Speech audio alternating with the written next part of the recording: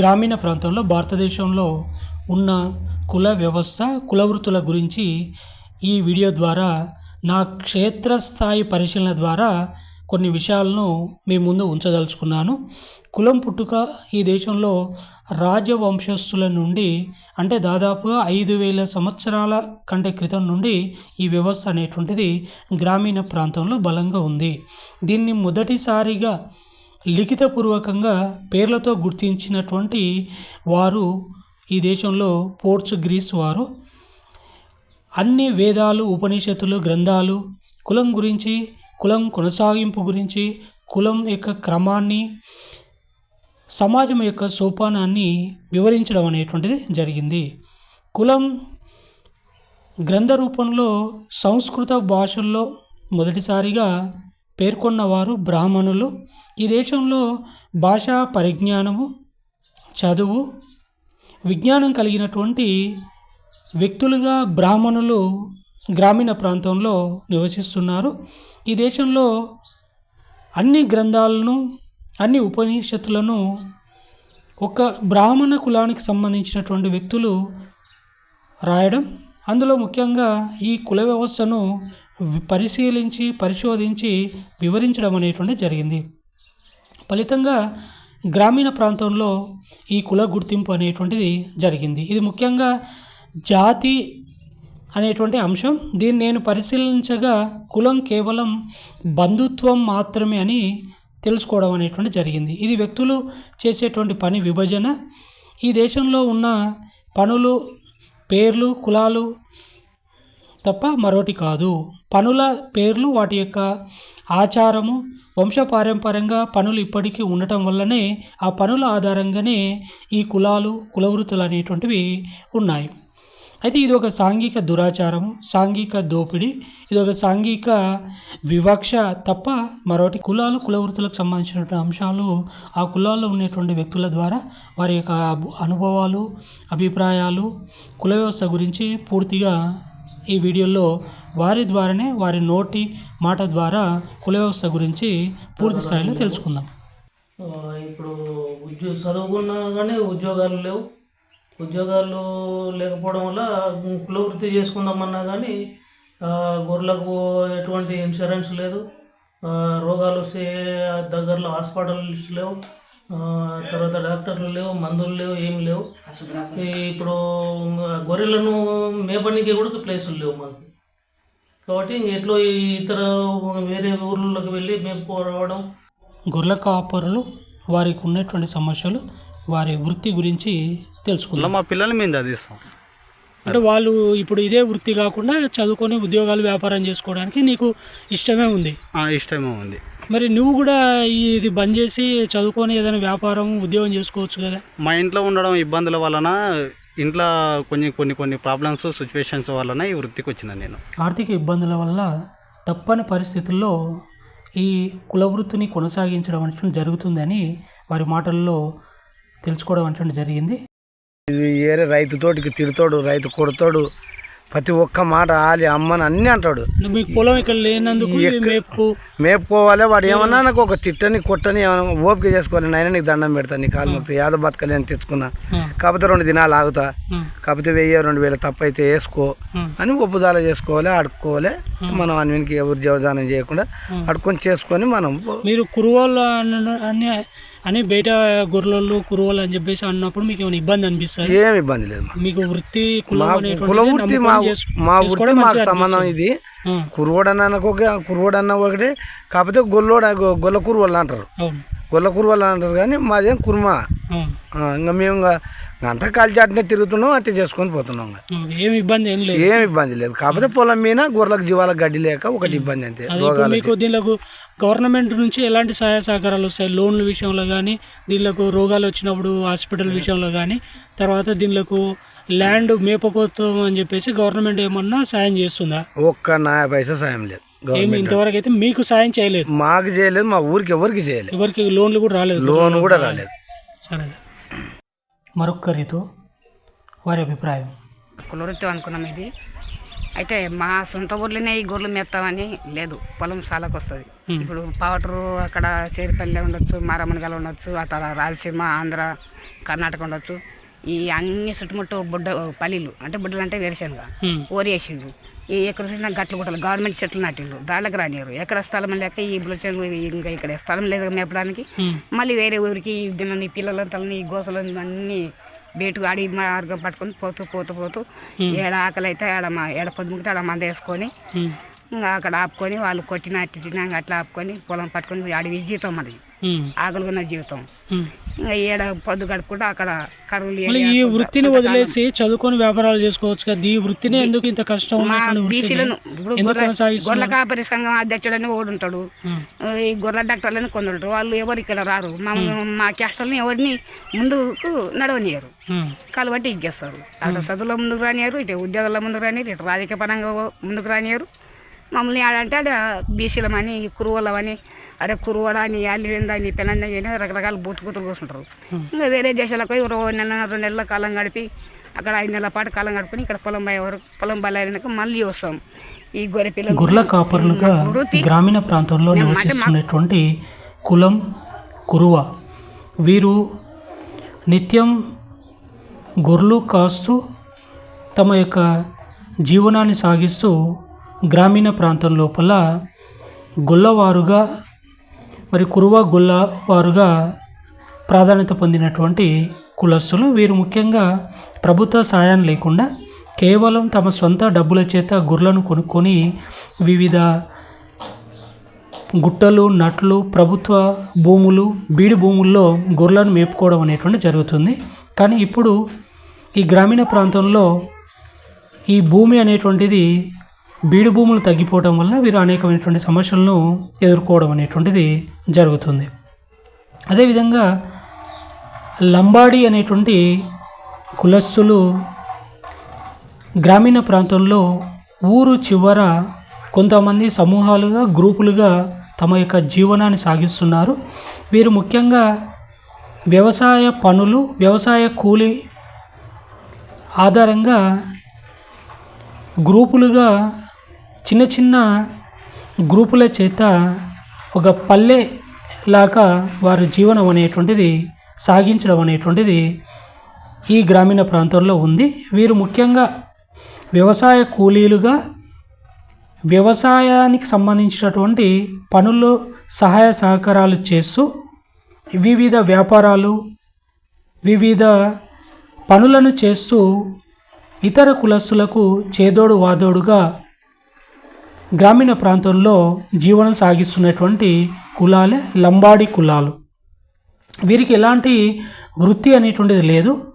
వీరు కేవలం వ్యవసాయ కూలీలుగా మాత్రమే ఉంటూ ఇతర పట్టణాలు చిన్న గ్రామాల లోపల ఇతర కులస్తులకు పనుల సహాయం చేయటానికి వీరు ఉపయోగపడుతుంటారు. పట్టణాల్లో వీరు పారిశుద్ధ కార్మికులుగా ప్రసిద్ధి చెందినటువంటి కులాలే లంబాడి కులాలు.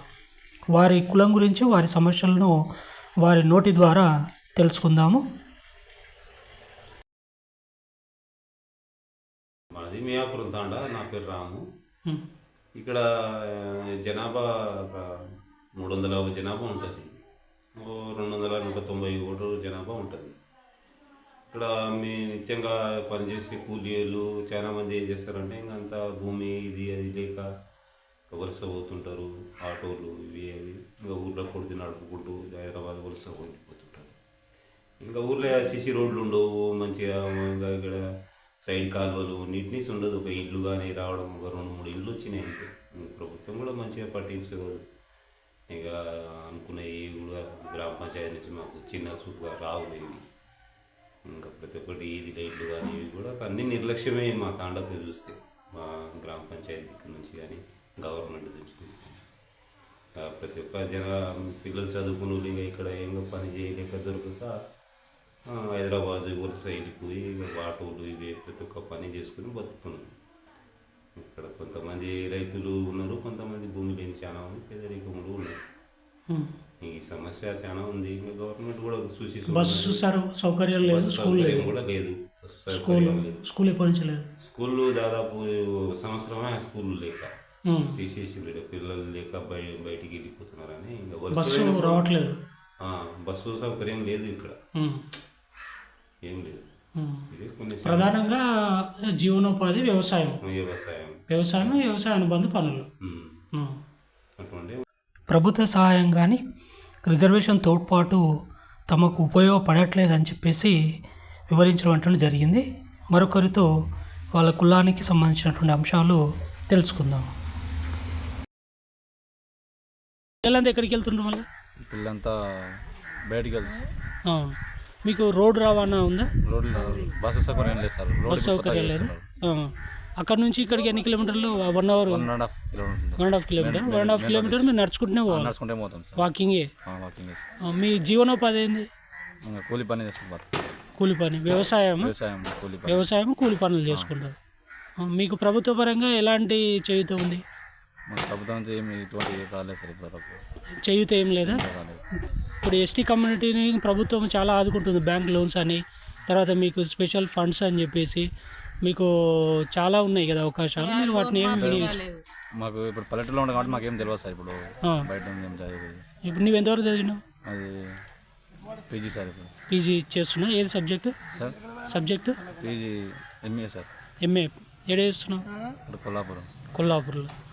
ఇప్పుడు ఇక్కడ రిజర్వేషన్కు మీకు ఏమైనా ఉపయోగపడుతుందా? రిజర్వేషన్ ఎస్టీ కమ్యూనిటీకి రిజర్వేషన్ ఉంది కదా, సో దానివల్ల మీకు రిజర్వేషన్ వల్ల మేము చదువుకుంటున్నాం, మాకు ఉద్యోగాలు వస్తున్నాయి అనేటువంటి నమ్మకం మీకు ఉందా?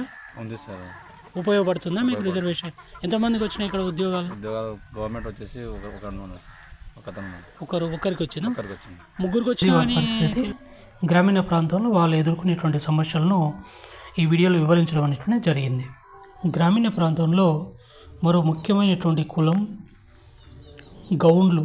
వీరిని ఈడిగా కులస్తులు అంటారు. వీరు ముఖ్యంగా కళ్ళును తయారు చేసి కళ్ళును విక్రయించేటువంటి కులస్తులు. వీరు ముఖ్యంగా ఈత చెట్టు నుండి ఈత కళ్ళును, తాటి చెట్టు నుండి తాటి కళ్ళును సేకరించి దానిని ప్రజలకు తక్కువ రేటుకు విక్రయించడం అనేటువంటిది జీవనోపాధిగా చేసుకొని జీవించేటువంటి గ్రామీణ ప్రాంతంలో ముఖ్యమైనటువంటి కులమే గౌండ్ల కులస్తులు. వీరు ముఖ్యంగా ఈత వనాలు, తాటి వనాలలో మరి సంచార జీవనం చేస్తూ స్థిర నివాసం లేకుండా వీరు ఆ వనాలలో ఆవాసాలు ఏర్పాటు చేసుకొని మరి ఈత చెట్ల నుండి, తాటి చెట్ల నుండి కళ్ళును సేకరించి వివిధ పట్టణాలకు, గ్రామాలకు కళ్ళును సరఫరా చేయడం అనేటువంటిది వృత్తిగా ఎన్నుకొని జీవిస్తున్నటువంటి కులస్తులు. వీరు ముఖ్యంగా ప్రతి గ్రామీణ ప్రాంతం లోపల కళ్ళు కాంపౌండ్స్, కళ్ళు దుకాణాలు ఏర్పాటు చేసుకొని ప్రభుత్వ అనుమతి చేత ఈ కళ్ళు కాంపౌండ్కి కళ్ళును సరఫరా చేయడం అనేటువంటిది జరుగుతుంది. వీరు నిత్యం ఈత చెట్లను, తాటి చెట్లను రైతుల దగ్గర నుండి కొనుగోలు చేసి 3 నెలల వరకు కళ్ళును ఒక్కొక్క చెట్టు నుండి సేకరించి మరొక ప్రాంతానికి జీవనం అనేటువంటిది మార్చుకొని ఆ వనాల ద్వారా వీరు తాత్కాలికమైనటువంటి నివాసాల్లో ఉంటూ మరి కళ్ళును సేకరించడం అనేటువంటిది జరుగుతుంది. వీరికి ప్రభుత్వం కూడా ఎలాంటి సహాయ సహకారాలు లేకుండా కేవలం వీరు చనిపోయినప్పుడు జీవిత బీమా 5 లక్షలు ఇవ్వడమే కాకుండా వీరికి గుర్తింపుగా కళ్ళు కాంపౌండ్లు, కళ్ళు దుకాణాలు పెట్టుకునేటువంటి అనుమతిని ప్రభుత్వం ఇవ్వడం అనేటువంటి జరిగింది. కానీ మరి ఏ ఇతర సహాయం అనేటువంటిది వీరికి ఇవ్వట్లేదు. కళ్ళును సేకరించడంలో ఉన్నటువంటి సమస్యలు, వాళ్ళు అనుభవిస్తున్నటువంటి మరి వాతావరణ పరిస్థితులు, ప్రభుత్వం నుంచి వాళ్ళకు వచ్చేటువంటి చేయూత గురించి పూర్తి స్థాయిలో ఈ వీడియోలో వారి నోటి ద్వారా తీసాను. ఈత చెట్ల నుంచి కళ్ళు మంచిగా వస్తుంది. ఎన్ని రోజులకు వస్తుంది?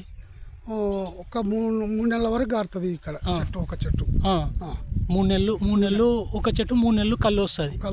ఎన్ని రోజులకు ఒక లొట్టు అవుతుంది?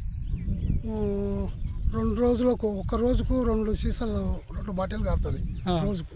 అవును. ఇది ఇప్పుడు ఇక్కడ కళ్ళు తీసి ఎక్కడికి అమ్ముతారు మీరు? మేము కాంట్రాక్ట్ ఇది వనపర్తి మా వనపర్తి. వనపర్తి మా ఇప్పుడు మీది కులవృత్తి కదా, ఇంత ఎండలకు వానలకు చలికి ఇక్కడ ఉండి ఈ పని చేయడం వల్ల మీకు ఇష్టమేనా? ఈ కులవృత్తి చేయడం మీకు ఇష్టమేనా? ఇష్టం ఉండే దీంట్లో వృత్తి అనేది మంచిది. వేరే కష్టం చేతగాక వ్యవసాయ పొలాలు లేవు లేవు మీకు. లేవు వ్యవసాయ పొలాలు వ్యాపారాలు ఏం లేవు. లేవు ఇదే కులవృత్తి నమ్ముకొని మీరు ఆ జీవన ఆధారం అన్నట్టు. ఈ కళ్ళు గీయడమే మీకు జీవనాధారం. ఆధారం మీకు ఏమైనా జీతం లాగా ఇస్తారా? జీతమే ఎంత ఇస్తారు జీతం? 14,000 15,000 ఒక్కొక్కరికి నెలకి 14,000. ఎవరు ఇస్తారు? ఎక్కడ ఊరు ఎవరు పట్టుకో తీసుకుంటారో గుంటి ఎవరు పట్టుకుంటారో వాళ్ళు ఇస్తారు. ఊరు వీధి నుంచి ఇస్తారు. ఊరు నుంచి ఒక్కొక్క ఊరికి ఎంతమంది ఉంటారు ఇట్లా గీసేవాళ్ళు? ఊరు పెద్ద ఊరు అయితే 10 మంది, చిన్న ఊరు అయితే 2 3 ఒక్కరు ఇట్లా ఉంటారు. అలా ఊర్లో గవర్నమెంట్ కూడా మీకు సర్టిఫికెట్లు ఉంటాయి. మీరు కళ్ళు కంపౌండ్లు అని చెప్పేసి కళ్ళు అమ్ముతుంటారు. లైసెన్స్ వస్తే కంపౌండ్లకు పంపిస్తారు. మీరు కళ్ళు కంపౌండ్కు ఇక్కడ తయారు చేసి మీరు పంపిస్తారు. సో ఇక్కడ ఉండడం వల్ల మీకు ఏమేమి ఇబ్బందులు ఉంటాయి?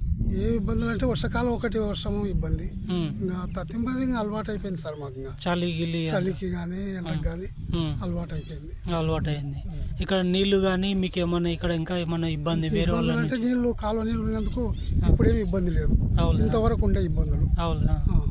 ఈ దొంగల భయం ఏమైనా ఉందా? దొంగల భయం కూడా తగ్గిపోయింది సార్. తగ్గిపోయింది. ఎవరు దొంగలు ఇంకా లేక కళ్ళకు పడతలేరు. అవును. ఇప్పుడు ప్రభుత్వం నుంచి మీకు ఏం సహాయ సహకారాలు అందుతున్నాయి? సహకారం ప్రభుత్వం నుంచి ఏమి? మీరంతా కళ్ళు కంపౌండ్ నుంచే జీతాలు అవన్నీ ఇస్తున్నారు. జీతమే సేటు. ఇప్పుడు గీత కార్మికులకు కానీ పింఛన్లు ఇస్తున్నారు. పింఛన్లు అంటే వయసు ఉన్న వాళ్ళకి ఇస్తుంది. ఎంత వయసు ఉన్న వాళ్ళకి ఇస్తారు? 65 ఎంత ఉంది కదా, 65 పైన ఉన్న వాళ్ళకే ఇచ్చేది. 56 పైన ఉన్న వాళ్ళకి, 30 40 50 ఏళ్ళకు ఉన్న వాళ్ళకు, 56 పైన ఉన్న వాళ్ళకి కళ్ళు గీత కార్మికులని పింఛన్లు ఇస్తున్నారు. ఎంత ఇస్తారు? 2,000 పింఛన్లకు. అవునులే. మీకు ఇట్లా చెట్లకి ఏమన్నా పాము కాటుకు చనిపోవడం అట్లా జరిగితే 5 లక్షలు అని ఇన్సూరెన్స్ లైఫ్ ఇన్సూరెన్స్ ఇస్తుంది. గీత కార్మికుల కార్డు ఉన్న వాళ్ళకి అందరికీ ఒక్కొక్కరికి 5 లక్షలు ఇన్సూరెన్స్ ప్రమాద బీమా ఇస్తున్నారు. అచ్చా అట్లా.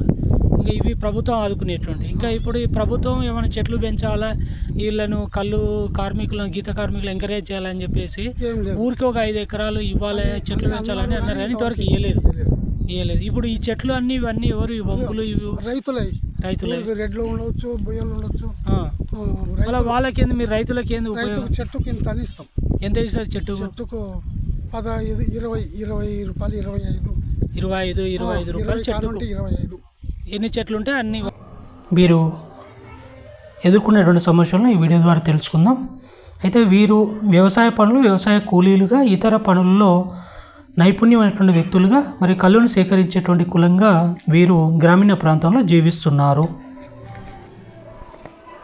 ముఖ్యమైనటువంటి జంగం కులస్తులు వీరి గురించి తెలుసుకుంటే ఆశ్చర్యం కలిగినటువంటి అంశము.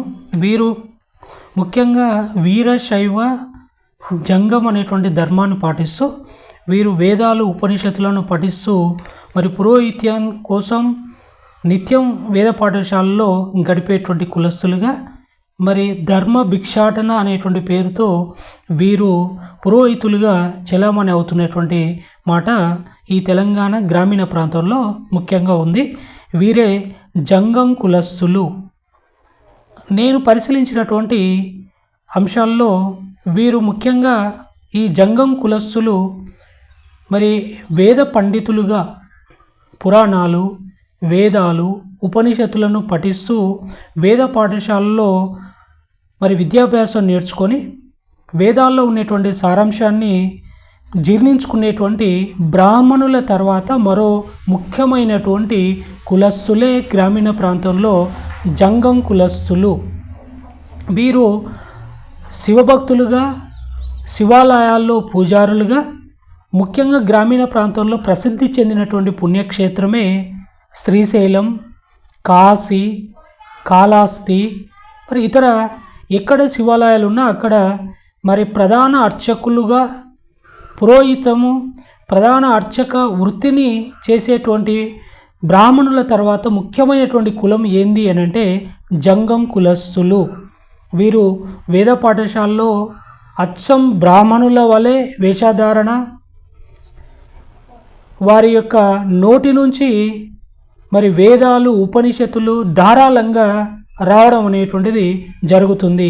కడు పేదరికంలో ఉన్న ధర్మ భిక్షాటన వృత్తిని చేస్తూ వీరు వేదాలను ఉపనిషత్తులను అనర్గళంగా సులభంగా పఠించేటువంటి కులస్తులు వీరశైవ జంగం కులస్తులు. వారి గురించి ఈ వీడియోలో. శ్రీ గురుభ్యో నమః.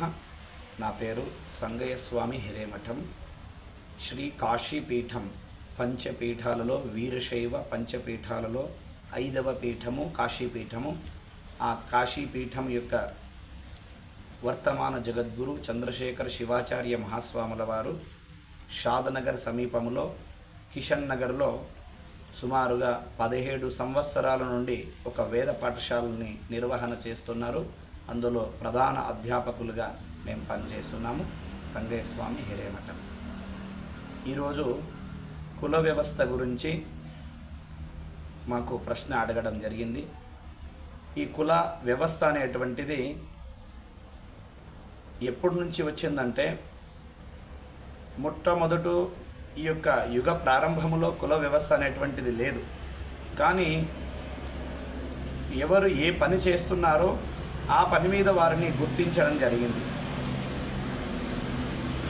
బ్రహ్మజానాతీతి బ్రాహ్మణ అంటే, బ్రాహ్మణ అంటే ఎవరు అంటే, ఎవరు బ్రహ్మజ్ఞానాన్ని కలిగి ఉంటారో తనే బ్రాహ్మణుడు అని పిలవడం జరిగింది.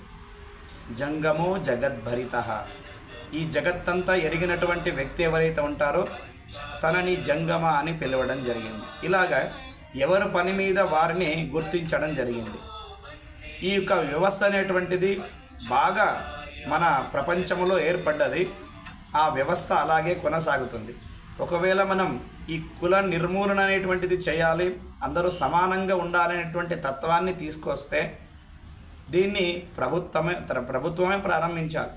సామాన్యమైనటువంటి మనిషి నుంచి ఇది సాధ్యం కాదు. ఎందుకంటే ఎవరికి ఏ వ్యవస్థకు దాని యొక్క నిధిని కేటాయించడం, వారిని ప్రోత్సహించడం చేసేటటువంటిది ముఖ్యంగా ప్రభుత్వమే. కనుక ఆ ప్రభుత్వం నుంచి ఇది సాధ్యమే, కానీ సామాన్యుడైనటువంటి మనుషుల నుంచి ఇది సాధ్యం కాదు. మరి ఎందుకు ఒకటి ఉన్నత బ్రాహ్మణ క్షత్రియ వైశ్య శూద్ర అనేటువంటిది ఎందుకు ఉండను అంటే, ఎవరు ఏ పని చేస్తున్నారో ఆ పని మీద వారిని గుర్తించడం జరుగుతుంది.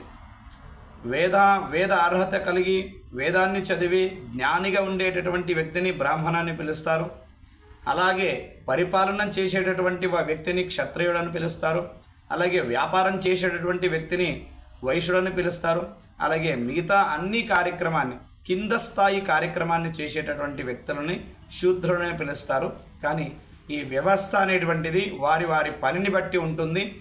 ఇది ఆ పనిని బట్టి గుర్తించడం జరుగుతుందని చెప్పేసి సందర్భంగా తెలియజేస్తూ, మేము గత 17 సంవత్సరాలుగా వీరశైవ లింగాయత ధర్మానికి చెందినటువంటి ఒక వేద పాఠశాల ఇక్కడ నడిపిస్తున్నాం.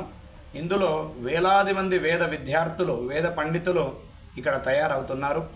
కాశీ జగద్గురువుల యొక్క అనుగ్రహము చేత సనాతన ధర్మంలో ఒక భాగంగా వీరశైవ ధర్మం, హిందూ ధర్మంగా ఒక వీరశైవ ధర్మం ఉండి, ఈ ధర్మానికి వేల సంవత్సరాల చరిత్ర ఉన్నటువంటి ధర్మం కనుక అటువంటి ధర్మములో ఒక వీరశైవ లింగాయత ధర్మములో ఒక వేద పాఠశాల నడిపిస్తున్నాం. ఇది వీరశైవ జంగమం తెలంగాణలో BCA కింద వచ్చేటటువంటి ఒక కులవర్గం. శ్రీశైల దేవస్థానం, ఆ దేవస్థానంలో ప్రధాన అర్చకులు. ఇప్పుడు ఈ కాశీపీఠం వేద పాఠశాల నుంచి అయితే ప్రభుత్వం నుంచి కొంత సహాయ సహకారం అందిస్తున్నారు. ఎందుకంటే మన ఎండోమెంట్లో వీరశైవ ఆగమం ఉంది. వీరశైవ ఆగమం ప్రకారంగా కొన్ని వేద పాఠశాలలు కూడా మనకు ప్రభుత్వం తరపు నుంచి కేటాయించారు. కుమరవెల్లిలో వీరశైవ ఆగమం పద్ధతులను ఒక ప్రభుత్వం తరపున ఒక వేద పాఠశాల నడిపిస్తున్నారు. ఇక్కడ ఇది సంస్థ అయినప్పటికీ కూడా కాశీ జగద్గురువు గారు సొంతంగా నిర్వహణ చేస్తున్నా కూడా కొంతవరకు ప్రభుత్వం కూడా మనకు సహకారం. ఇప్పుడు ఎంతవరకు ఆ ధర్మం ఈ ధర్మం అని చెప్తే అంతవరకు అది లేదు. ఇక ఎప్పుడైతే అందరూ సమానలే, ఎవరికి ఇప్పుడు ముస్లిమ్స్కో సపరేట్ ఇస్తాం, హిందువులకో సపరేట్ ఇస్తాం, వీళ్ళకో కోట వాళ్ళకి కోట అని ఎప్పుడైతే ప్రభుత్వం దాన్ని విడదీస్తూ ఉంటుందో అంతవరకు అయితే ఇది సాధ్యం కాదు. ఎప్పుడైతే ప్రభుత్వం అందరూ సమానులే, ఇప్పుడు అందరూ ఎవరు ఏ పని అయినా చేసుకోవచ్చు, అందరూ సమానంగా ఉండొచ్చు అని ఎప్పుడైతే ప్రభుత్వం చెప్తుందో అప్పుడు ఇది సాధ్యమవుతుంది. పాఠశాల నుంచి వృత్తిని నమ్ముకొని గ్రామీణ ప్రాంతంలో నివసించేటువంటి ఇతర కులస్తులు వడ్ల, వడ్రంగి, కమ్మరి, కుమ్మరి, మంగలి, బ్రాహ్మణులు, వైశ్యులు, కురువ, చాకలి, ముదిరాజు మరి కులస్తులు ఇప్పటికీ తమ గ్రామీణ ప్రాంతంలో వృత్తిని నమ్ముకొని తమ జీవనాన్ని కొనసాగిస్తున్నారు. ఈ కులస్తులు ముఖ్యంగా 100% వృత్తిని కొనసాగించేటువంటి కులాలుగా గ్రామీణ ప్రాంతంలో నివాసం చేస్తున్నారు. నిత్యం చేతి నైపుణ్యాన్ని, కులవృత్తిని ఆధారంగా జీవించేటువంటి చాకలి, వడ్రంగి, మంగలి, కుమ్మరి, ముదిరాజు కులస్తులు తమ యొక్క నైపుణ్యం చేత తమ వృత్తిని ఇప్పటికీ 100% కొనసాగిస్తూ గ్రామీణ ప్రాంతంలో స్థిర నివాసంగా ఉన్నారు. ప్రభుత్వం ద్వారా కులవృత్తులకు సహాయం చేయడం అనేటువంటిది తక్కువగా ఉన్నప్పటికీ కుల గుర్తింపు ఉండి కులంతో వారు సహజీవనం చేసేటువంటి కులస్తులుగా వ్యవసాయ కూలీలకు దూరంగా ఉండేటువంటి కులస్తులుగా మరి ప్రాముఖ్యత పొందినటువంటి కులాలుగా గ్రామీణ ప్రాంతంలో ఉన్నాయి. అదేవిధంగా ప్రతి గ్రామంలో మరి అత్యంత పేదలుగా, వ్యవసాయ పనుల్లో కూలీలుగా, గ్రామీణ ప్రాంతంలో పారిశుద్ధ కార్మికులుగా,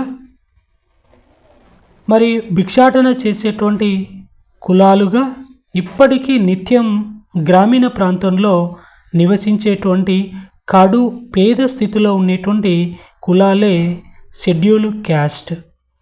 వీరిని దళితులు, మాదిగ, మాల కులస్తులను కలిపి వీరు గ్రామీణ ప్రాంతంలో నివసించేటువంటి దళితులుగా చలామణి అవుతున్నారు. గ్రామీణ ప్రాంతంలో ముఖ్యంగా వ్యవసాయ పనులు, పారిశుద్ధ కార్మికులుగా ప్రసిద్ధి చెందినటువంటి కులస్తులే దళితులు. వీరు ప్రభుత్వ సహాయ సహకారం చేత ఇండ్లను నిర్మించుకొని ప్రభుత్వం ఇచ్చేటువంటి భూముల ద్వారా వ్యవసాయం చేసుకొని జీవనాన్ని సాగించేటువంటి కులాలు. వీరికి రిజర్వేషన్ ఉన్న రిజర్వేషన్ యొక్క పొలాలు వీరికి పూర్తి స్థాయిలో అందలేదు. ఎలాంటి రిజర్వేషన్ ఉపయోగం లేకుండా ఇప్పటికీ గ్రామీణ ప్రాంతంలో కడు పేదలుగా, ప్రత్యేకమైనటువంటి వాడలుగా నివాసం ఉంటున్నారు. ముఖ్యంగా తెలంగాణ ప్రాంతంలో గ్రామీణ స్థాయిలో మరి వీరు మహారాజుల కాలనీ అని చెప్పేసి కాలనీలను గుర్తించి మరి ఆ కాలనీల్లో జీవనం అనేటువంటిది చేయడం జరుగుతుంది. వీరు నిత్యం వ్యవసాయ కూలీలుగా మాత్రమే పనులు చేస్తూ నైపుణ్యం లేని కార్మికులుగా, మరి కడు పేదవారిగా మరి గ్రామీణ ప్రాంతంలో ఉండేటువంటి కులాలే దళితులు. వీరిని మాల, మాదిగగా గుర్తించడం అనేటువంటిది జరిగింది. జనాభాలో అధిక శాతం పేదలుగా ఉండేటువంటి కులాలే ఈ మాదిగ, మాల అనేటువంటి కులాలు. మరి కులంలో ఉండేటువంటి సమస్యలు, వాళ్ళు అనుభవిస్తున్నటువంటి మరి సమస్యల గురించి, వారి జీవితంలో ముఖ్యమైనటువంటి సంఘటనలను వారి నోటి ద్వారా ఈ వీడియోలో పూర్తి స్థాయిలో తెలుసుకుందాం. కేసీఆర్ ఎంత ఇచ్చిందమ్మా? ఈ డబ్బా ఏం డబ్బా ఇది? ల్యాండరీ ఇస్త్రీ చేసే డబ్బా? మిషన్ ఆడుంది, అవును, నడవకపోతే అమ్మేసాను. అవును, ఈ ఊర్లో మీకు ఒకరికే వచ్చింది దళిత బంధు వచ్చింది. ఈ డబ్బా పెట్టుకోండి మీరు. అవును, ఇంకా అంత తప్పించినది ఏంది రాలే మాకు. భూమి అంటే ఇకపోయేది నాకన్నా నా కొడుకు కన్నా భూమి ఇయ్యారు నైనా అని ఎమ్మడి వన్నాం. పెద్ద పెద్దలైనా ఎమ్మడి వన్నీ కొడుక ఇయ్యాలి ఇస్తాం, రేపిస్తాం, రాస్తాం. మీ బాబు పేరు ఏం పేరు? చంద్రుడు. ప్రభుత్వం చేసేటువంటి సహాయం దుర్వినియోగంగా మారుతుంది. వారికి ఎలాంటి ఉపయోగం లేకుండా మరి ప్రభుత్వ నిధులను వృధా చేయడం అనేటువంటి జరుగుతుంది. మాదిగానే ఇక్కడ ఉన్న వాళ్ళంతా మాదిగానే. ఎన్ని కుటుంబాలు ఉన్నాయి ఇక్కడ? 56 కుటుంబాలు ఉన్నాయి. 56 కుటుంబం. మీకు ఇక్కడ ఉన్న వాళ్ళకి అందరికీ ఇండ్లు ఉన్నాయని పొలాలు ఉన్నవే? పొలాలు లేవు. మీకు ఎక్కడి నుంచి వచ్చిండ్రు? అయ్యవారిపల్లె నుంచి వచ్చిండ్రా? ఆ వరదలు వచ్చినప్పుడు కృష్ణానదికి ఇక్కడికి వచ్చిండ్రు. అక్కడ నుంచి అక్కడ ఉన్న భూములు అట్లే ఉన్నాయి, మునిగిపోలేదు. అక్కడ కూడా పొలాలు ఏం లేవు. అవును. మరి మీరు ఎప్పుడైనా ప్రజాప్రతినిధులను అడిగినరా? మాకు ఇట్లా పొలాలు, మాకు ఇట్లా పొలాలు కావాలి అని చెప్పేసి అడిగినరా? ఇస్తాం అనేట్టున్నా ఇంతవరకు ఇవ్వలేదు.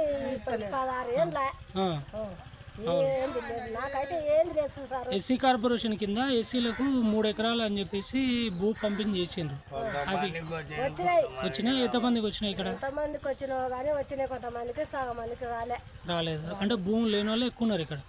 మరి ప్రభుత్వం నుంచి ఎలాంటి సహాయ సహకారాలు అందలేదని, భూములు లేవని, వారు కేవలం వ్యవసాయ కూలీలుగా మాత్రమే పనిచేస్తున్నారని వారు నోటి ద్వారా వివరించడం జరిగింది. మరొకరితో వారి యొక్క విషయాలు, సమస్యలు. 5 మందికి వచ్చింది, తల్లికి వచ్చింది. ఒక్కరింట్లో మన 5 మంది పొలాలు తీసుకున్నారు. మళ్ళీ ఇప్పుడు ఇండ్లు కూడా వాళ్ళకే మంజూరు అయినా అని మాట్లాడుతున్నారు. అక్కడ నుండి పొలాలు ఇవ్వలేదు. పొలం కొట్లాడి సచ్చి బతికినా నేను. గవర్నమెంట్ ఇవ్వలేదు, మీకు కూడా వారసత్వంగా పొలాలు లేవు. ఇప్పుడు నీకు నాకు మంచిగున్న కాడికి ఇంకా దండ చేసుకొని ఇది గ్రామీణ ప్రాంతంలో కులాలకు సంబంధించినటువంటి సమస్యలు ఈ వీడియోలో చూపించడం అనేటువంటి జరిగింది. ఇక్కడ ముఖ్యంగా ఈ వీడియోలో గ్రామీణ ప్రాంతంలో కులం ప్రాధాన్యత, కుల వృత్తులకు సంబంధించినటువంటి అంశాలు పరిశీలించడమే ఈ వీడియో యొక్క ముఖ్య ఉద్దేశము. నేను పరిశీలించినటువంటి అంశాలను మీ ముందు ఉంచుతున్నాను. కులము వృత్తి ఇప్పటికీ గ్రామీణ ప్రాంతంలో ఉంది. వివాహం విషయంలో కులం పట్టింపు 99% ఉంది. అంతర వివాహాలు జరుగుతున్నాయి. కుల బహిష్కృత వివాహాలు అనేటువంటివి ఇప్పటికీ జరుగుటలేదు. ప్రేమ వివాహాలను ప్రోత్సహించట్లేదు. కేవలం కులాంతర వివాహాలు మాత్రమే జరుగుతున్నాయి. వృత్తి నమ్ముకొని బ్రాహ్మణులు, వైశ్యులు, మంగలి, కుమ్మరి, గౌండ్లు, కుర్వ, చాకలి, ముదిరాజు కులాల వారు తమ వృత్తిని ఇప్పటికీ 100% కొనసాగిస్తున్నారు. ప్రభుత్వం ద్వారా కుల వృత్తులకు సహాయం చాలా తక్కువగా ఉంది. కుల గుర్తింపు వరకు మాత్రమే పరిమితం చేసి వీరికి తగిన సహాయం ప్రభుత్వం చేయలేదు. వృత్తులు ఉన్నాయి కానీ గ్రామీణ ప్రాంతంలో అన్ని కులాల వారు వ్యవసాయ కూలీలుగా జీవనం సాగిస్తున్నారు. 95% వ్యవసాయంతో గ్రామీణ ప్రాంతంలో వారు నివసిస్తున్నారు. కుల ఆధారంగా రిజర్వేషన్లు ఉపయోగం గ్రామీణ ప్రాంతంలో చాలా తక్కువగా ఉంది. కేవలం చదువు వరకు మాత్రమే ఈ కుల ఆధారంగా ఉన్న రిజర్వేషన్లు ఉపయోగపడుతున్నాయి. కానీ వీరు పేదరికంలో ఉండటం వల్ల వీరికి ఉద్యోగ అవకాశాలు ఈ రిజర్వేషన్ వల్ల ఉపయోగం లేదు. అదేవిధంగా చాలా కులాల్లో భూమి లేని వారు ఉన్నారు. రైతు కూలీలుగా ఎక్కువగా నివసిస్తున్నారు. వీరికి ప్రభుత్వం చేసే సహాయం ఏమీ లేదు. వివాహం, ఇతర శుభకార్యాల్లో కులం అధిక ప్రాధాన్యత ఉంటుంది. కేవలం కులం ఆధారంగా వీటిని నిర్వహిస్తున్నారు. 90% కులం అవసరం లేదు అని, రిజర్వేషన్ ఉపయోగం లేదు అని చెప్పడం అనేటువంటిది జరిగింది. కేవలం 10% మంది మాత్రమే కులం ఉండాలని, రిజర్వేషన్ కావాలని నా యొక్క పరిశీలనలో చెప్పడం అనేటువంటిది జరిగింది. చనిపోయిన తర్వాత కేవలం బంధువుల ద్వారా ఇతర పనులు కులం ఆధారంగా జరగటం, కుల సాంప్రదాయం ఎక్కువగా ఉంటుంది. అందరూ కులం వల్ల ఈ కార్యక్రమాలు జరపడం అనేటువంటిది నిత్యం ప్రతి గ్రామీణ ప్రాంతంలో ఉంటుంది.